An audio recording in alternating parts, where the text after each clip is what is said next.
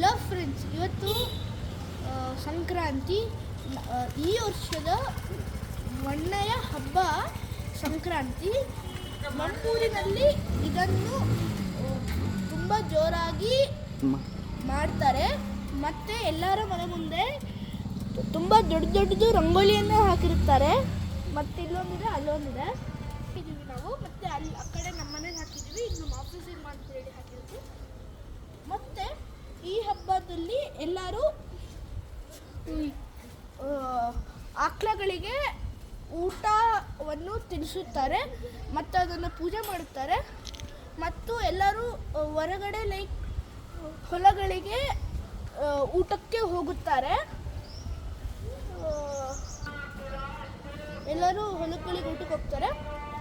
ನಾವು ಮತ್ತು ನಾರ್ಮಲ್ ರೊಟ್ಟಿ, ಚಪಾತಿ, ಜೋಳದ ರೊಟ್ಟಿ, ಗಟ್ಟಿ ರೊಟ್ಟಿ, ಸಜ್ಜೆ ರೊಟ್ಟಿ ಅದನ್ನೆಲ್ಲ ಮಾಡ್ತಾರೆ. ನಾವು ಮಾಡಿದ್ದೀವಿ.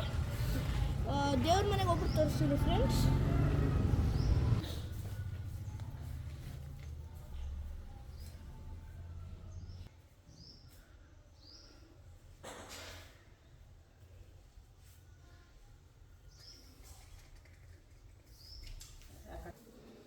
ಸೊ ನಾನು ಬಂದಾಯ್ತು ದೇವ್ರ ಮನೆ ಹತ್ರ.